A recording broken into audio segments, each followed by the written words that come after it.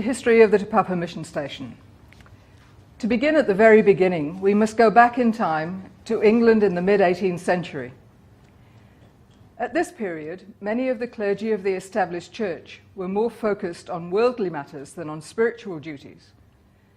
Efforts to right this state of affairs led not only to John Wesley's establishment of Methodism, but also to a revival within the Anglican Church itself. The focus came on individual conversion and justification by faith. The followers of this path were called evangelicals. Their enthusiasm led to the establishment of the Baptist Missionary Society in 1792 and the London Missionary Society, a Methodist foundation, which was to be active in the South Pacific, in 1795. Not far behind came the Anglicans, led by Clapham clergyman John Venn. In 1799, his call for action led to the establishment of the Society for Missions to Africa and the East, renamed the Church Missionary Society for Africa and the East, in 1812. That was the easy part. The Archbishop of Canterbury and other church worthies saw no need for another missionary society, and so no formal approval was given until 1815. The choice of mission field was fraught with difficulty too. West Africa, the white man's grave, was a possibility, but the East India Company didn't approve of missionaries to India. Only traders were allowed into China, and Japan was closed to outsiders. And finally, there was such great difficulty in finding suitable missionaries that the first two sent to Sierra Leone were actually Lutheran Germans. It was into this atmosphere of energetic but frustrated missionary zeal that Charlotte Arnett and Alfred Brown were born. While they were children, both the Church Missionary Society and the New Zealand Mission were themselves in their infancy. At first, the society came naturally under the auspices of New South Wales, where the Reverend Samuel Marsden was senior chaplain to the colony. In 1808, he asked the CMS for men to start work among Māori. John King and William Hall were sent out to Australia, but it was only in 1814 that they and Thomas Kendall established a mission station in the Bay of Islands. Let us now turn to the leading actors on our local stage. Alfred Nesbitt Brown, who for 46 years called the Te Papa mission station home, was born in Colchester, England in 1803. He left school at the age of 14 and worked as a clerk in a lawyer's office. However, infused with missionary fervour, he applied in 1823 to go to Sierra Leone as a school teacher. The CMS put him on probation for 6 months, after which he was admitted as one of the first students at the Society's training establishment in Islington. Made a deacon in 1827, he was ordained priest in 1828 at the age of 25. During his training period, he met Charlotte Arnett, 7 years older than he was, but a trained teacher, and therefore a very suitable spouse for an aspiring missionary. She was described as pious and superior in education to most missionary females. The two exchanged frequent letters, many of which have survived in the collections at the Elms. Charlotte and Alfred married in 1829, not long before embarking on the long voyage out to Australia. The final stormy 19-day crossing of the Tasman Sea must have convinced the seasick Alfred that New Zealand was to be his final home. With what joy the young couple must have welcomed the sight of the settlement in the Bay of Islands, which was to be their base for the next 5 years. Here they were to experience both deep sorrow, when Charlotte gave birth to a stillborn child in July 1830, as well as great joy when their son Marsh was born 11 months later. Although he was only the third ordained clergyman to arrive in New Zealand, Brown had been sent here specifically to teach the missionaries' sons. It's hardly surprising, though, that he soon felt a strong desire to turn his energy towards bringing Christianity to Māori. In 1832, the CMS had 29 people on their payroll in the Bay of Islands. 4 ordained priests, who were Henry Williams, William Yate, and Alfred Brown, 13 laymen, and 12 women. The women were the wives of the missionaries who were counted as being on the payroll. Brown and several of the other men spent a considerable portion of 1834 toiling across unbroken country, looking for suitable places to establish mission stations to the south. Puriri, Mangapori, Matamata, and Tauranga were all selected at this time. As we know, Brown opened the mission station at Matamata in 1835. It was here that he became close to Te Waharoa, who provided him with protection and advice during the ongoing struggles between the iwi of Rotorua, Tauranga, and Waikato. However, because of the danger associated with these attacks, the Matamata station closed in October 1836. Soon the mission families found themselves back in Paihia. Here Charlotte gave birth to a daughter, Marianne Celia, always called Celia, in April 1837. During this stay at Paihia, Brown met again Samuel Marsden on his last visit to New Zealand. They sailed together in the Rattlesnake as far as Queen Charlotte Sound and Kapiti Island. A brief visit to Tauranga was undertaken in November 1837 to prepare for the reopening of the station there. And in January 1838, accompanied by Charlotte and their 2 children, he took up residence once more at the Te Papa station, which was to be his home for the rest of his life. They were not alone, of course. The Wilsons and the Stacks were also based at this fledgling mission station, and the children must have had a lot of fun together. Thanks to one of these children, James West Stack, we know what accommodation was available to the mission families. In Adventures in Mariland, he gives us a surprisingly detailed account of the Te Papa mission station, considering that he was only about 7 years old when the family left there.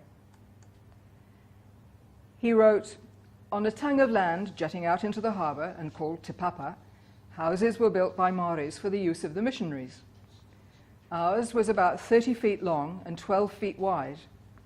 The walls were about 7 feet high, and the ridgepole, on which the rafters rested, was about 11 feet from the floor. The inside of the house was lined with toitoi reeds. The outer covering consisted of raupo, and the roof was thatched with wiwi and toitoi. The floor was covered with boards, imported, I think, from Sydney. A short distance from the house stood the kauta, or kitchen, the native servants' huts, and the storehouse, where our provisions for bartering with the Māori were kept." So the Browns have arrived at Te Papa and are settling into their new surroundings, far away from the settled community of the Bay of Islands. Just what had Brown committed himself to when he chose the life of a missionary? If we were to write a job description for him, it would read something like this: dedicated Christian wanted, with excellent communication skills in both English and Māori. Teaching experience essential, with a sound knowledge of mathematics, theology, geography, and Latin. The successful candidate will be good at home building projects, enjoy gardening, including vegetable and fruit growing, and have a sound knowledge of agriculture. Some medical experience required. Willingness to undertake mediation between armed war parties necessary. Applicants must not be afraid of hard work and must be prepared to spend considerable periods of time away from home. A keen tramper preferred. Of course, not all the burden of running the mission station fell on Brown's shoulders. The support of his wife was essential. Missionary Richard Taylor, who visited the Te Papa station in March 1839, wrote, "Mrs. Brown is in very delicate health. She rises with the light. She directs everything, for nothing can be left to the natives. She cooks, she bakes, she washes, she irons. And yet a delicate female, brought up and accustomed to live without putting her hands to anything. In addition, she has until now the care of Mr. Wilson's 5 children, who with himself have been inmates of her house. The youngest is left with her, and she has 2 children of her own. Of course, she was looking after the Wilson children because the first death had already taken place at the mission station, and Anne Catherine Wilson died in 1838.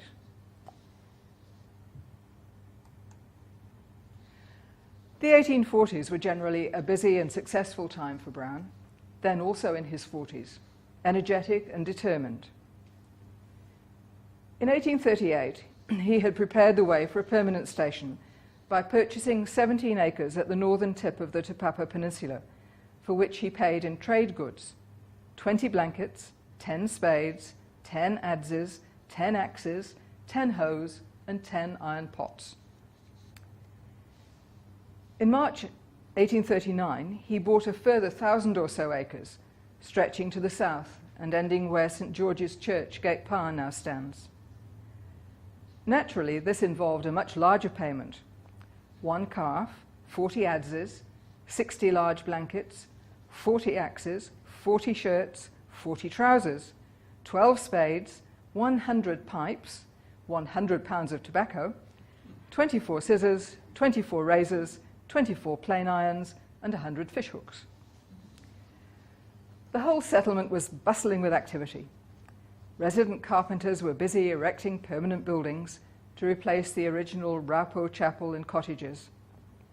Maori came long distances to listen to Brown's message of Christianity and to acquire blankets, adzes, pipes, and Bibles. Situated as it was on the coast, the mission settlement received many visitors, bringing news from the outside world, as well as missionaries travelling to and from the inland stations. In 1840, a copy of the Treaty of Waitangi arrived at Te Papa. The missionaries who had gathered there for one of their regular committee meetings were asked to collect signatures. They didn't have a great deal of success, for although Nuka and some of the Maungatapu rangatira signed, Tupaia at Otamoetai notably did not. The popularity of the mission at this time is clear from the number of baptisms Brown records and the good attendance at his services and discussion groups. However, he was understandably annoyed when Bishop Pampalia arrived in 1840 and established a Roman Catholic mission station at the western end of the Otamoetai Pa. This lured away many of his converts, who were as happy to accept Catholic blankets as Protestant ones. He must also have felt enormous frustration when the conduct of other Europeans around him failed to live up to his expectations. This was certainly the case in 1842, when troops were sent to Tauranga to help sort out a complicated situation which had started with a boat stolen from a local trader. Ensign Best, who was in charge of the soldiers, though based at Hopukiore, now known as Mount Drury, visited the mission station in order to attend a reconciliation meeting with local Māori. Best had little sympathy with the missionaries. He wrote, "The conversation turned on the ancient Māori customs, their religion, and their propitiating certain evil spirits whom they believed to exercise an influence over their destiny. Naturally expecting some information from men whose intercourse with the Māori had for years been on so familiar a footing, the question was asked, 'Do you know the incantation used to propitiate the spirit of the storm?' And answered, 'Some trash or other which we never troubled ourselves to learn.'" Doesn't quite sound like missionary speak, does it? Best comments, "Would it be thought possible that a class of men be so wrapped up in themselves as to be indifferent to the ancient customs of so interesting a race as the Māori? Or so dense, so blinded by their own superstition as not to perceive the value of their ancient religious forms in determining the country from which they migrated to this land?" Best was certainly rather too interested in the Māori way of life for the Reverend Brown, who in his journal for the 13th of February 1843 wrote, "The soldiers, to our great joy, left. But I fear the abominable example they have set to the natives of drunkenness and fornication will long continue its pestilential influence. Captain Best, who was received into our house with hospitality, repaid our kindness by having 2 native women, one of whom resided with Mrs. Kissling and the other with Mrs. Brown, to live with him at the camp in open sin.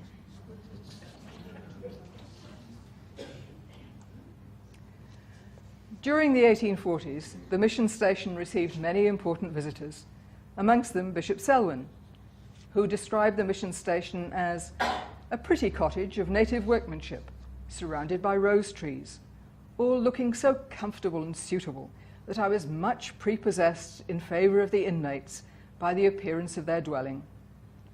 Nor was I disappointed, as I found Mr. and Mrs. Brown extremely sensible and right-minded. The acting governor and Mrs. Shortland, with a suite of secretaries and interpreters, were staying at the station, in spite of which perturbation Mrs. Brown pursued the even tenor of her domestic duties, not deviating apparently from their ordinary mode of living, which I consider a most judicious proceeding. Some persons would have made a great fuss and preparation on receiving the heads of the state, the law, the army, and the church, all at once this is, but her line was the right one and most suitable to the character of a mission station. The Chief Justice and I pitched our tents in an orchard of peach trees adjoining Mr. Brown's study, which was now used as a common sitting room for all the visitors. In 1843, Brown's efforts were recognised by the CMS when he was made Archdeacon of Tauranga. But, as often seems the case when things are going well, the pleasant tenor of life on the mission station was about to be cruelly interrupted. In 1844, Brown's son, Marsh, was sent to St. John's College in Waimate. Only a few weeks after his arrival, he had an accident, which resulted in infection setting in, said to be similar to erysipelas. Nowadays, this can be treated with strong antibiotics, but without them, the disease led to his death after much suffering in September 1845. He lies buried in the mission cemetery. His grieving father wrote brief memorials to an only son, and in 1853 established the Marsh Scholarship Fund to educate young people for admission to holy orders at St. John's College. Despite the hard work of the carpenters, the Browns were still living in their Raupo cottage more than 8 years after arriving at Te Papa. The last description we have of the Raupo mission house comes from the book Our Maoris, written by Lady Martin, wife of the Chief Justice, who came to Te Papa in 1846. She says, "The house was all of native workmanship. The outer walls were of Raupo, and the inner walls and ceilings reeded after the best Maori pattern. The windows of the bedroom were overhung with roses. One hardy shoot had worked its way in through the roof and hung down into the room. I was ill for the first week and was tenderly nursed by a Maori woman, who, but for her skin and speech, might have been taken for a well-trained English maid. Her name was Margaret, and she had lived from childhood with Mrs. Brown and nursed her through many illnesses. She was delighted to find that I could talk Maori with her. Every morning she used to come in, duster in hand, and steal gently about the room, dusting and folding and arranging. Then she helped me to dress with so much care and tenderness that I longed to show her to English people as a sample of a so-called savage. Everything went on after such a quiet fashion, just as in an English rectory and village, that it was interesting to hear stories from the Browns of their experience of 10 or 15 years before. "Do you see those patches in these dimity curtains?" said my hostess to me one evening as she sat by my bedside. "I mended them when we recovered our property after the Great Rotorua War. They had been torn up to make garments by the spoilers." The spoilers were, of course, the Rotorua Maori who had attacked the Matamata station. Another visitor, William Gisborne, private secretary to the Lieutenant Governor of New Munster, as the South Island was then known, passed through Tauranga in May 1847. He leaves us a delightful description of the library. "We found the Archdeacon, a short, rather stern and intelligent-looking man, dressed in very canonical garments, enjoying in a comfortable study the warmth of a cheerful fire and busily engaged amid heaps of half-opened letters and other ecclesiastical-looking documents. The room was surrounded with shelves on which large volumes, heavy to carry, and I dare say heavy to read, gloomily reposed, while from among, above, and below them, long rows of tempting rosy-cheeked apples, brightly reflecting the ruddy fire, shone in delightful contrast with their more sedate brethren. On the walls hang engravings of Bishop and Mrs. Selwyn, the Judge of New Zealand, the Queen of England, and dignitaries whom I did not recognise. It was in 1847 that Browne was first offered a bishopric. This he declined, giving as his opinion that the real need of the church in New Zealand at that time was a native pastorate. He said, "I'm sure that I could be of more service by remaining the eye and right hand of the bishop than by undertaking the vast cares and responsibilities inseparable from the office of bishop." Nevertheless, Selwyn made the offer again in 1853 and was again declined. The mission house we know now was completed in October 1847. The first description we have of it comes from Colonel A.H. Russell of the 58th Regiment, who visited in 1850. It was in the style of a country gentleman's house of small income, to wit, it was all on the ground floor and consisted of dining and drawing rooms, comfortably furnished, bedroom, study, etc., and a small lawn and flowers, a good orchard and kitchen garden, making altogether a very comfortable and gentlemanlike residence. For servants, they had girls who were at the mission school, and their mode of life appeared plain and simple, but with lack of nothing. How could he have missed the splendid staircase when he says it was all on the ground floor? Browne's journals for the 1840s show him spending the greater part of his time here in Tauranga, taking church services at Otamotai, Motuhua, and Maungatapu, talking with baptismal candidates, and taking school classes where necessary. His dedication is obvious. In spite of suffering from a sore throat for several days, he left home on the 18th of November 1848 on his annual journey through the Tauranga Archdeaconry. His journey took him through Oropi and Mangurewa to Te Ngai. This doesn't sound like a long journey now, but on foot through the bush it took him several days. At the service here, he took up a collection for the very first time. This yielded 19 and 11 pence in English money, 1 foreign coin, and 36 tickets, pledges for 36 baskets of potatoes. Thence to Tarawera, where he found that Spencer had erected the best Gothic chapel I have yet seen in any native pa. His journey took him to Taupo, where he spent several days visiting settlements around the lake. The weather turned stormy. Browne wrote, "The wind continued so high that it was not deemed safe to hold service in the chapel, the roof of which was swaying to and fro with the violent gusts." His practical side shows too, when he criticizes the method used to construct a new chapel. The ridgepole is nearly 60 feet long, and to procure it a fine tree with a barrel of 70 feet in length is destroyed.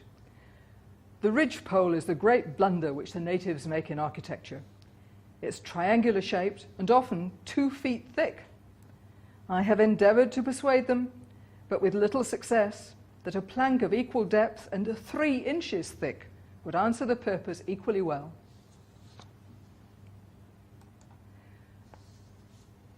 The impact made by the missionaries, both in crop production and in teaching, reading and writing, was made clear as he proceeded on his way. He passed a notice written in charcoal on a board on the road leading to a cultivated area where potatoes were being grown. The sign read, "Travellers, go forward, do not eat my food, but proceed to the place which pleases you and eat there. But if you do eat my potatoes, leave some tobacco or a shirt at my plantation, and I will praise you."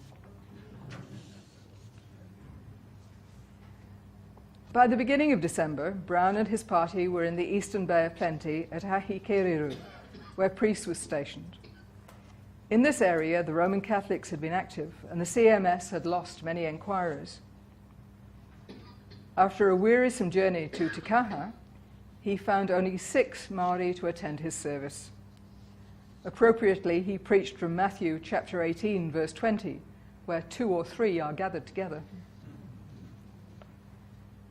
Christmas Day he spent at Whakatane, where he baptized the aged natives and reminisced over the changes they had experienced in their lives, from murder and cannibalism to the service of the Prince of Peace. After starting his day's journey at 3 o'clock in the morning on the 27th and 28th of December, he finally reached home again on the 29th of December, after a journey of 6 weeks. He wrote in summary, "I was privileged to preach Jesus nearly 60 times and to admit into the church 71 adults and 130 children." He wrote that in 1845, during the same journey, the communicants amounted to 180, in 1846 to 200, and in the present year to 312, an obvious success story. Brown appeared to undertake these lengthy and taxing journeys with cheerfulness and resignation, but he was human enough to wish for luxuries. On one occasion he wrote in his journal, "Oh, for railroads and steam carriages." The rocket, designed by the Stephenson brothers, set a speed record of 47 kilometers per hour in 1829, the year the Browns left England. And in 1803, Richard Trevithick, the year Brown was born, produced the world's first self-propelled passenger-carrying vehicle. Neither looks suited to the New Zealand bush. Charlotte must have been grateful for company during Brown's extended absences, and there was no shortage of that. The residents of the mission station were continually changing, and the Browns, with only one child, were trusted with the care of several mission family girls. In 1851, Fanny and Susan Maunsell were sent from their father's mission station on the Waikato River to the care of the Browns. Their mother Susan had died, of course. With them came Mary Rymel, who had come out from England to act as a helper to the Maunsells, but found colonial life very stressful. She became a great favourite of Charlotte Brown. The decade of the 1850s was to bring many changes for Brown, both personally and professionally, though he remained totally committed to his missionary work. There was an obvious decline in both the numbers of Maori converts and in their religious behaviour. Maori were weighing up the benefits of the new technologies brought by the missionaries against the loss of land, the loss of their self-esteem, and the loss of their health that had come about as a result of the arrival of Europeans in unimagined numbers. For the Browns, though, life continued much as before, with occasional visitors to add excitement. The HMS Pandora arrived in Tauranga in November 1852 to undertake a survey of the harbour.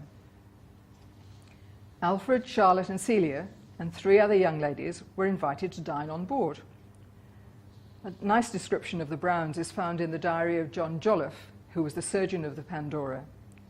He noted, "Most of them had never been on a man of war, and of course felt much pleasure in their visit. They seemed a pleasant sort of people, and had more life in them than most missionary families we have seen." On shore at Te Papa, Miss Brown gave us the pleasure of some music and singing. The piano was a very good one, and the young lady played very nicely. Celia at that time would have been about 15 years old. Sadly, their small family was reduced further by yet another death. Early in 1855, Charlotte was afflicted by a bad cough. This spread to her lungs, and in May she sailed for Auckland to seek medical help. Her complaint was diagnosed as asthma of the left lung, but she failed to respond to treatment. She died on the 12th of November 1855 and is buried in the cemetery at St. Stephen's Church, Parnell. She was 57 years old and Brown 50. 1855 was a difficult year for Brown. Not only was he very concerned about Charlotte's health, but he also had to cope with changes in the CMS. The parent body in London sent out new instructions to the missionaries in New Zealand with a comment that they didn't want the missionaries to be a separate body, but rather wanted them to work with the bishop and other clergy in preparation for what was seen as the inevitable merger between the mission and the colonial church. The parent committee in England stated that it would establish no new mission stations and send no new missionaries except where it was deemed to be urgent. In the event, the last missionary to be sent to New Zealand was the Reverend William Goodyear, who arrived here as late as 1878 and was stationed at Makatu in 1883. And of course, many of you will recognise the Goodyear name as old Tauranga residents. The local committee structure in New Zealand was changed, and funding for missionary expenses was gradually withdrawn, though salaries remained untouched. During the 1850s, the emphasis on practical education increased. Money to establish boarding schools was in short supply, and Brown blamed the shortage of scholars on the lack of facilities. In December 1855, he wrote that they had 31 students in the boys and girls schools. By 1856, it had risen to 40. In 1857, he seemed likely to receive £500 from the Society for the erection of a new school building, but there was concern that government funding for Māori education would actually be withdrawn.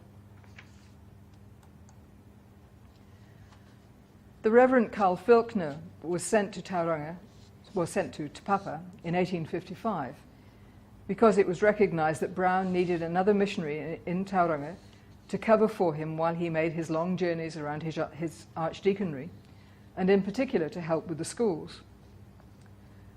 Filkner and Brown, however, did not get on. Brown wanted an assistant who would do what he was told, but Filkner was ambitious for his own mission station.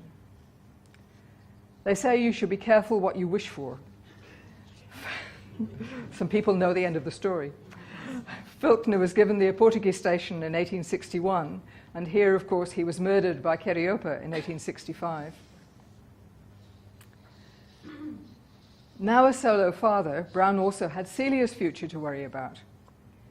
From the age of 16, she had been the subject of several offers of marriage, all rejected by her protective father. However, in 1857, the Reverend John Kinder, not long arrived from England, passed through the Te Papa station and was smitten. He leaves a vivid description of the property from his first visit. Yellow Cape jasmine reached the height of a tree. The aloe was just coming into flower. Rose hedges, covered with clusters of small flowers, were some 12 feet high. Apple trees, peaches, and other English fruit trees loaded with fruit, not yet ripe, of course, stood in the orchard, while gay butterflies and innumerable dragonflies disported themselves in the warm sunshine of this sheltered nook, produced by so many thick trees and shrubs, and a peacock was strutting about and sunning himself before the drawing-room windows. We are lucky to have an informal glimpse of life at the mission station and the courtship of Celia and John from the pen of Eliza Jones, the sister of Humphrey Jones, who was Commissary General to the forces in New Zealand. Eliza was later to marry James West Stack, who gave us the earliest description of Te Papa. Relieved to have arrived at the mission station after an unpleasant voyage from the Bay of Islands, Eliza described her first meal. How good everything did taste, and what a luxury it seemed to be in the midst of cleanliness, and how delicious the smell of fresh toast, which a neat little smiling Māori girl was making, and keeping up a rapid supply for us by the glowing embers of a wood fire in the large open chimney of the room we were in. The house is built of wood and contains 6 or 8 rooms. The 3 front ones have French windows opening onto the flower garden, and trained up the walls beside them were clusters of roses. Peacocks and peahens, which were to be counted by the dozens, supplied in measure the lack of flowers. Their brilliant plumage was to be seen in all directions about the garden, and it was amusing to watch them admiring themselves in the window panes. The house is on a slope from which a charming view of Maunganui and the entrance to the harbour was obtained. Would that it were still so. The only buildings, continues Eliza, beside Archdeacon Brown's house were the church, a small rectangular building about 40 feet by 30, a sort of barn in which everything is stored which arrives by sea, and a small cottage of 4 rooms occupied by Mr. and Mrs. Faulkner. On approaching the church, I was amused to see a merry-looking little Maori girl perched in the branches of a high tree, tolling the bell, which, for want of a turret, was hung up in the tree. Beside the mission ladies and some of the schoolgirls, 2 or 3 members of the Faulkner family from Otamotai were present. In the evening, 11 of the school children came into the sitting room and sang Maori and English hymns, while Celia accompanied them on the harmonium. John Kinder was by this stage courting Celia. Eliza reports that when they went over to Maunganui by boat, Celia and Mr. Kinder sat in the stern reading poetry together, and 2 of our party seemed supremely happy. They got back to Te Papa by sunset and thought themselves back in good time. But, she reports, the Archdeacon seemed to be of a different opinion and had to be appeased by the employment of many feminine wiles.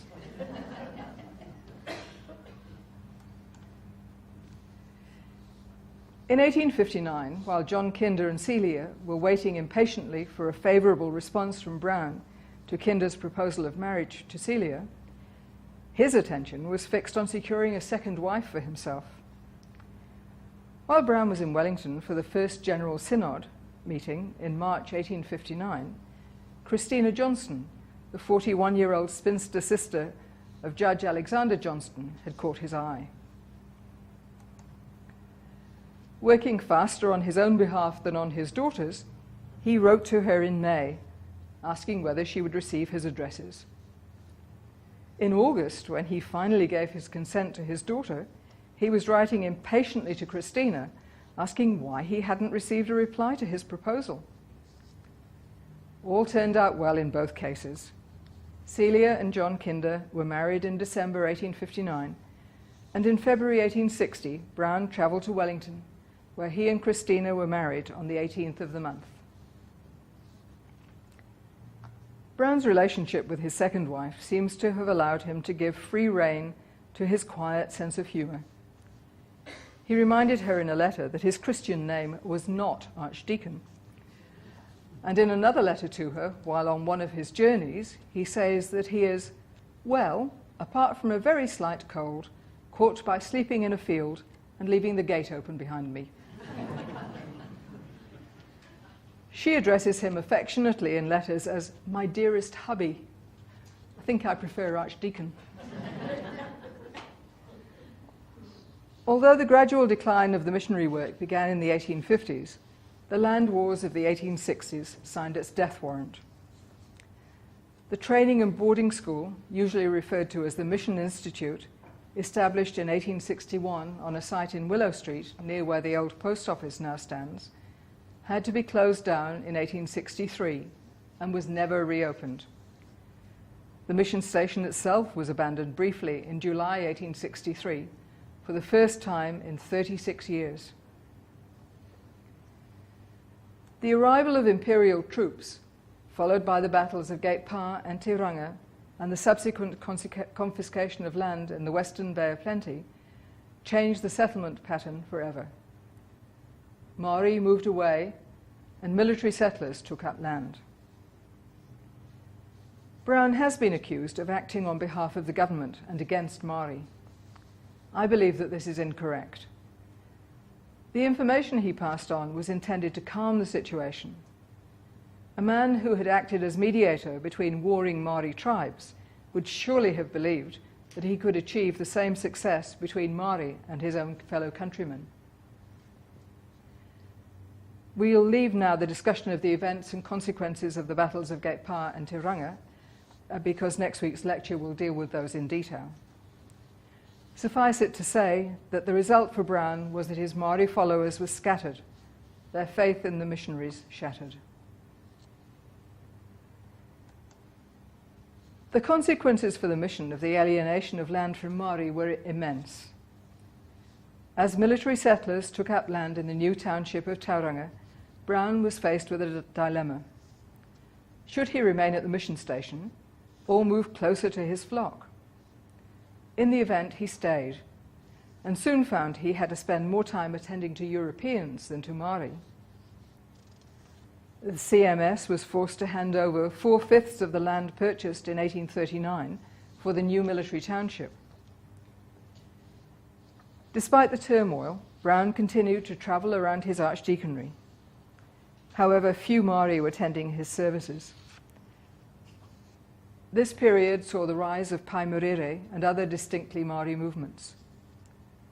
J.A. Wilson, who had been at Te Papa with Brown in 1838, reported on his return to England at this period that, after 25 years' work in New Zealand, he had left the country with Maoris no more Christianized than when he started. Many external forces were acting against the missionaries. Locally, the discovery of gold in the Thames area in 1867 was contributing to the unsettled atmosphere. Troops were still based around the central North Island. Brown was concerned that both Major St. John and Colonel Whitmore were making matters worse. Yet, in this same period of the late 1860s, Brown was able to report that a new chapel had been erected at Mekatu, and his native deacon was favourably received wherever he went. Brown himself was attracting larger congregations at Tarawera and the Rotorua Lake District than he had since the outbreak of hostilities. This is, however, Brown the optimist speaking. It's clear that generally few Maori were interested in attending his services. With remarkable determination, however, Brown continued with his missionary work. In 1872, he recorded more children baptized than in the 7 previous years. In 1874, he requested prayer books and testaments, which were in short supply, believing that Maori would return to Christianity. As early as 1867, the new settlers in Tauranga had suggested the need for an Anglican clergyman to look after their spiritual welfare. It was pointed out that the mission chapel was too small to accommodate the Pākehā congregation, and access to it over the paddocks in bad weather was formidable. Brown was a member of the church committee tasked with securing a vicar for the township. Finally, in 1873, Canon Charles Jordan, an Irish clergyman, arrived to take up his duties. Interestingly enough, there was no love lost between Jordan and Brown. In a rather unchristian-like manner, Brown wrote in a letter, "I have arrived at the conclusion that Mr. Jordan is not the incumbent of Tauranga, but merely the encumbrance." A vote of thanks to Brown for his work with the residents of the new township was reported in the Bay of Plenty Times in February 1873. It was actually intended for delivery at a meeting of the church committee, but a fire alarm cut the meeting short, and it was instead printed in the paper. It was noted that he had been censured for his attention to the European population rather than the Maori, but that he had never failed to perform the offices of the church. The gifted, tender, and sympathetic manner in which he has uttered words of consolation in the sick chamber and in times of trouble will not be forgotten by many among us. Also in 1873, Brown and Christina purchased the Te Papa Mission Station from the Church Missionary Society and renamed it the Elms, a choice described by Brown as pretty but not pretentious. He wrote to a friend, "Though I have paid a high price for the property, I feel from its association it is worth more to me than it could possibly be to anyone else, and the purchase money will be invested for the benefit of the native church." In 1874, he wrote to a friend, "You would hardly recognize Tauranga, so changed is its appearance since you saw it. We have 2 large wharves and 4 weekly steamers, a large building of public offices, 2 well-built banks, 3 churches, 3 hotels, and," in a comment that still rings true today, "land has risen to prices that would astound you." Brown continued to consider himself a missionary, although increasing ill health effectively prevented him from any but the lightest duties. He was relieved from the necessity of travelling around his archdeaconry in 1876, but was at that time appointed commissary to the Diocese of Waiapu, a position he still held at his death. When his closest friend amongst the missionaries, William Williams, died in 1878, Brown was very upset. It must have made him realize just how close he himself was to the end of his life. In 1882, the administration of the missions in New Zealand was transferred from the CMS to a mission board consisting of 9 members, 3 bishops in the North Island, 3 CMS missionaries, and 3 laymen. The grant from England was to decrease by £50 per annum and to cease altogether after 20 years. Alfred Nesbitt Brown died on the 7th of February 1884 at the age of 81 and is buried in the mission cemetery. His death brought the era of the working mission at Te Papa to an end. Sadly, the Bay of Plenty Times gives but little account of his life and contribution, noting only that the venerable gentleman was always a strong, active man, remarkable for his business-like ways and punctual attendance to his duties. However, once the news reached the far-flung corners of the Bay of Plenty a few days later, it was reported that there is some apparent excitement along the coast amongst the natives on the death of the venerable Archdeacon Brown, who in olden times was held by them in high esteem and respect. Brown's aims as a missionary were to protect the Maori from European influence and to convert them into perfect Christians. In both of these he failed, but this failure in no way detracts from the sincerity of his attempt or the depth of his love for the Maori people. Fortunately, Brown's extended family held his dedication to his missionary work in greater respect than did the early European settlers. Thanks to succeeding generations, the stately old mission house and its contents have survived as a lasting memorial to a compassionate, understanding, hard-working man who made enormous personal sacrifices to bring his form of Christianity to the Maori people of the Bay of Plenty. Thank you.